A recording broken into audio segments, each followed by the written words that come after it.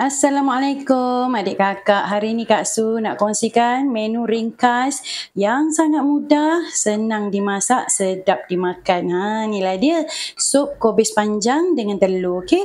Sup kobis panjang ni sedap makan dengan nasi, sangatlah sedap. Apalagi kalau makan dengan mi kuning, bihun, kuih tiaw, memanglah sedap.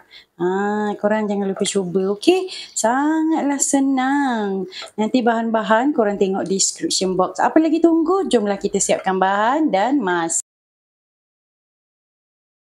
Kita nak menumis, kita nak masuk minyak dulu. Masukkan minyak untuk menumis.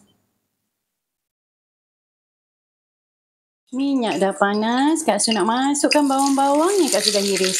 Hari ni Kak Su guna bahan yang sangat sedikit dan sangat mudah.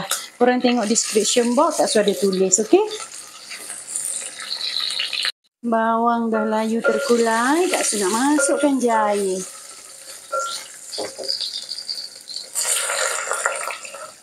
Kak Su buat kuah dia agak banyak sikit sebab Kak Su suka selain pada makan nasi, boleh juga nanti telur bihun ataupun suun. Makan dengan kuah ni memang sedap. Sekarang Kak Su nak masukkan dulu batang kobis ni sebab dia agak keras kan. Kita masukkan dulu. Kita tutup kejap, bagi dia mendidih. Baru kita masukkan daunnya pula. Sup Kak Su pun dah mendidih. Nampak tu? Kak Su nak masukkan pucuk kering yang Kak Su dah rendam dengan air. Kak Su dah rendam pucuk ni, dah basuh cuci bersih. Kalau yang tak suka tu tak payahlah letak. Sekarang Kak Su nak masukkan serbuk ladi hitam. Kak Su tak masukkan cili padi, Kak Su masukkan serbuk ladi hitam. Kak Su masukkan serbuk secukup rasa. Masukkan juga sedikit garam, rasa dulu jangan lupa, okey? Jangan masuk banyak-banyak. Kalau dah cukup masin, macam biasa, ikut cita rasa masing-masing. Kak Su nak masukkan telur yang Kak Su dah pukul dengan sedikit serbuk secukup rasa. So, masukkan telur. Sup Kak Su hari ni ada telur. Nampak tak begitu sedap? Sup sayur Kak Su ni ala-ala Chinese sikit kan? Chinese style. Ya ke tidak?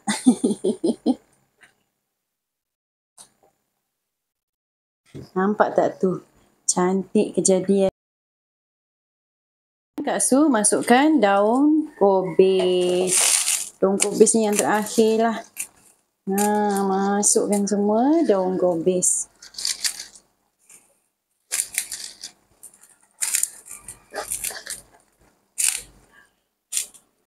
Semua bahan kita dah masuk, tinggal lagi tunggu daun kobis ni lembut sikit dan kita rasalah sup kita ni apa yang kurang boleh ditambah.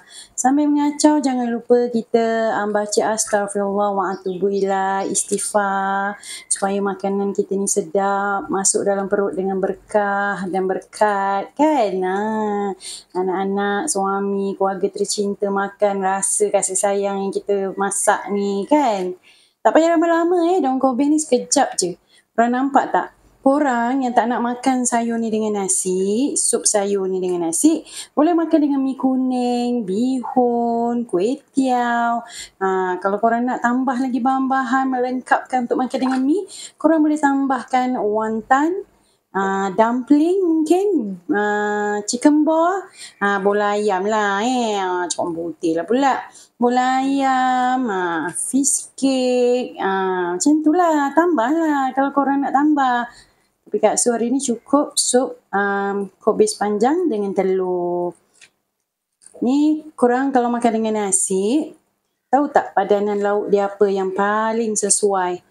Yang paling sesuai ikan masin, goreng garing-garing, buat sambal belacan. Ya Allah. Korang cuba ke? Jangan tak cuba tau. Dah cuba beritahu Kak Su, okey? Rugi kalau korang tak cuba ni, ya Allah. Makan di hujung minggu bersama keluarga tercinta. Korang bayangkan. Lauk lain dah tak nak dah kalau dah ada ikan masin tu. Ayam-ayam, ikan-ikan, goodbye, okey? Ikan masin, sambal belacan. Memang dah terangkat. Mesti kena cuba, okey? Okeylah, Kak Su harapkan korang sudi cuba semua resepi yang Kak Su kongsikan, menu-menu ringkas dari dapur panas Kak Su. Jangan lupa terus sokong channel Kak Su dengan cara share, like dan subscribe, okey? Assalamualaikum.